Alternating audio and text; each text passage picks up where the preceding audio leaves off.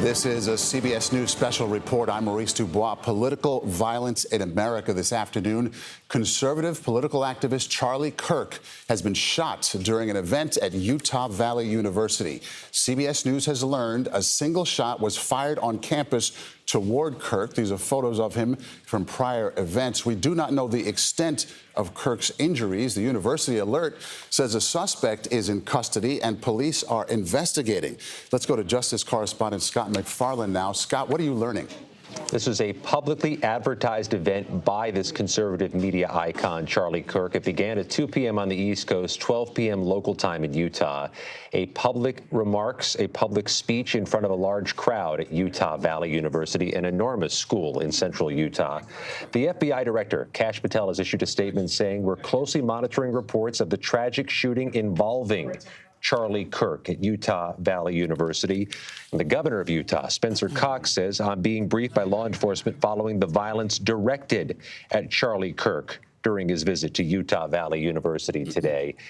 The law enforcement presence there is likely to include the FBI, and Utah Valley University has a police force, so does the community of Orrin, Utah. But at this point, we're going to lean on what the FBI and governor are saying, that this is a violent act that involved Charlie Kirk. His remarks have ended as the violence broke out there in Orrin, Utah. Maurice. Scott, best you can tell at this point, obviously very early in the investigation and the situation, but it appears single gunman, single shot. Is that correct? Well, the videos that are coming in, which we are working with our CBS News team, confirmed team to verify, have sounds in them consistent with gunshots, but we're going to leave that until we get further confirmation of the videos coming in. This is a rally of sorts. Everybody there seemingly would have some phone. There's video, there's audio. In fact, to get into this event today, you had to acknowledge that the videos of you would be usable for Charlie Kirk and his team. This is a heavily photographed event, but we'll be cautious right now with the videos we see coming in voluminously from sources at the scene. Okay, Scott McFarland, thank you. And it does not appear at this point that anyone else has been hurt, again, as best we can tell. We do have video that has come into our newsroom. This is the event in Utah. Kirk speaking. A shot is heard, and then we stop the video here before he is struck, and he falls out of sight. And the people who took this video scrambled to get away to some kind of safety. Obviously, a lot of panic, a lot of fear, and people trying to just get out of there once this shooting went down. Our senior White House and political correspondent, Ed O'Keefe. Ed, what are you learning this afternoon? And if not, what do you know? We can put some context into Charlie Kirk's status as a conservative political activist. Yeah, let's do that first, Maurice, because I think there may be many people watching right now wondering, why would we interrupt to share this information? Charlie Kirk is a 31-year-old originally from the Chicago suburbs, an incredibly influential figure in conservative politics. Bottom line this for you, to give you a sense of how influential. He was meeting last fall during the presidential transition with President Trump to pick cabinet nominees. He's a close friend of Donald Trump Jr., who was among those pushing the now president to pick J.D. Vance as his running mate. He flew with the vice president to Greenland when the administration was making that an issue earlier this year. And he's someone who has helped rally tens of thousands, if not millions, of younger conservative voters in this country to the Republican cause. This gathering that was being held here at the university in Utah includes what's called a prove me wrong table, where he sits there, as you see in this video, and in essence tries to debate issues with people who disagree with him. It's become a popular production or a popular element of his social media work.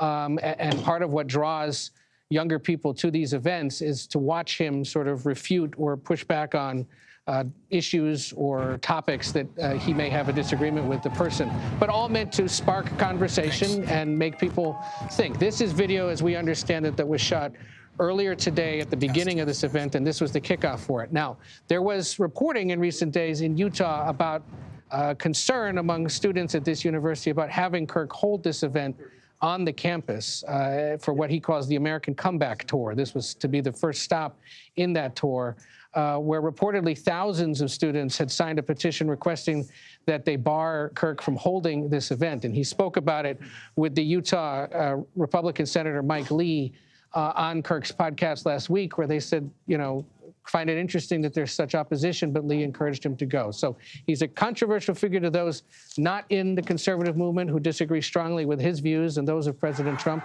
but an incredibly popular and essential figure in the Trump movement in recent years, and someone who virtually all Republican leaders would point to as someone who has brought new support, especially among younger male voters, to the Trump campaign and continue to back that coalition, Maurice. Yeah, Ed, and speaking of which, Charlie Kirk, 31 years old. President Trump responding and reacting on social media. Here are his words. We must all pray for Charlie Kirk, who has been shot. A great guy from top to bottom, the president says. God bless him. Ed, when you go to a Charlie Kirk event, I don't know if you have, we're talking about thousands of people, like a rock star. Yes, and this was, again, the start of what he calls the American Comeback Tour, was designed to draw thousands of young people to the event, as you see here, again, in this footage that we understand is from earlier today as it was beginning. He is very popular with younger men in this country, with college-aged voters, college-aged people, because of the popularity of his podcast and his other social media work. Turning Point USA is considered the largest conservative youth movement in this country, holds conferences on a fairly regular basis that draw all the top names in Republican politics, be it the president, the vice president, on down, those that would like to be president one day. Understand they have to be cultivating this organization in order to expect future support. So there will be widespread concern and acclaim for his work among Republican leadership up and down a ballot, and grave concern across the country among those who are supporters of the president and others in the conservative movement, because they understand that he has been such a rock star, a galvanizing force, someone who's brought people together. Maurice, we should also convey the president now speaking out here on Truth Social.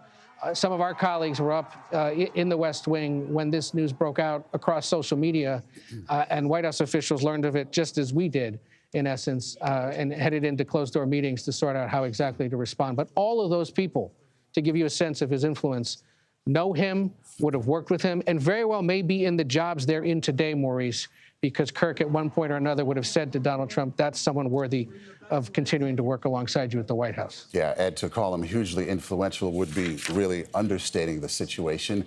Let's take a look at the video here one more time. You saw Kirk there at the beginning of the event, but here is the moment he's actually shot. There he is sitting on a stage. This is at Utah Valley University just a short time ago this afternoon. A single shot was fired. We're freezing the video here because of the disturbing nature of it all, but he is shot once, the shirt ripples, and he falls off to the right of our screen there. And then the people who took the video, they are obviously terrified and start running to get out of there. So again, Charlie Kirk, 31 years old, the conservative political activist, shot there at Utah Valley University a short time ago. This having a ripple effect throughout the political world as we speak. I want to bring in CBS News Chief Washington analyst Robert Costa. Bob, yet another political act of violence here in our country. This was not common for a long time, and now it seemingly is. Good to be with you. A tragic incident today in Utah. I have covered Charlie Kirk for a long time, have spoken to him at so many political events over the years. This is someone who has galvanized conservatives across the country. He is seen as someone who was really able to gather the Trump movement, especially those under 30, and make them into a force. Now, there have been growing concerns on both right and left in recent years about this outbreak of political violence at so many events.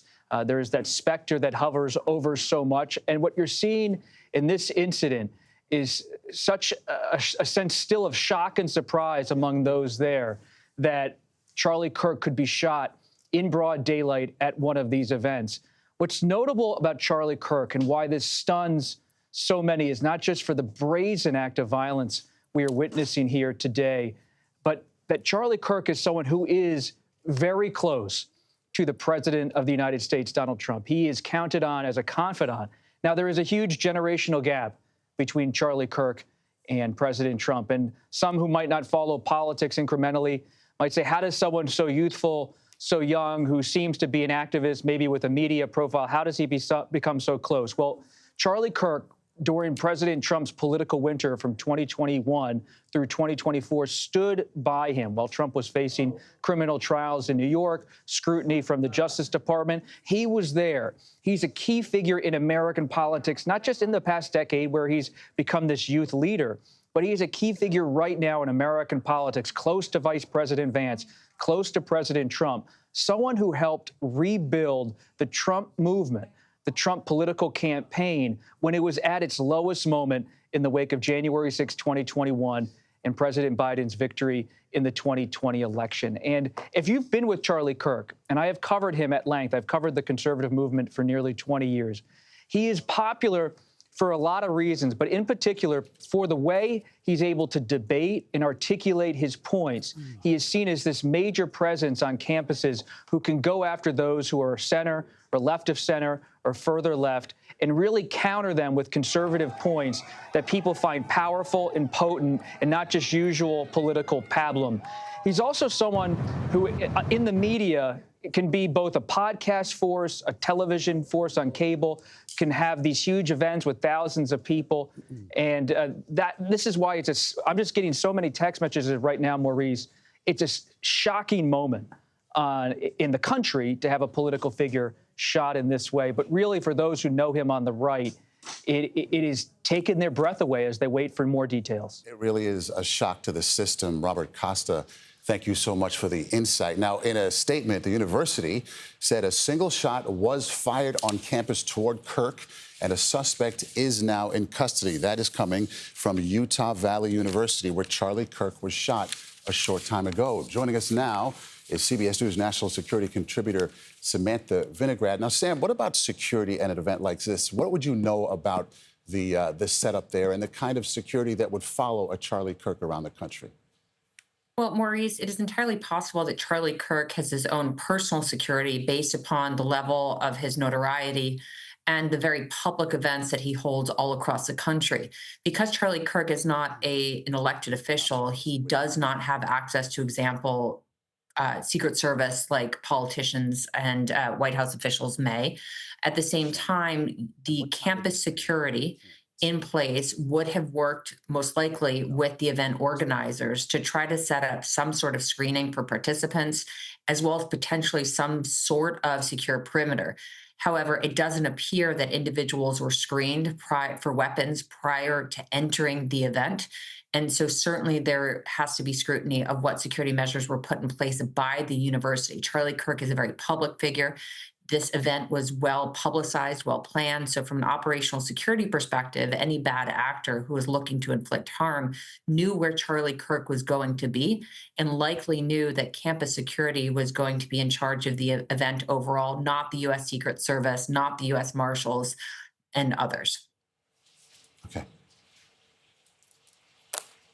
Sam, I missed it if you said it, but if you just wanted to clear it up for me here, security at this event or an event like this, would it include screening? Would people be able to just walk in with the arms swinging with weapons on them? Or are they patted down? Are there metal detectors? What do you know about that?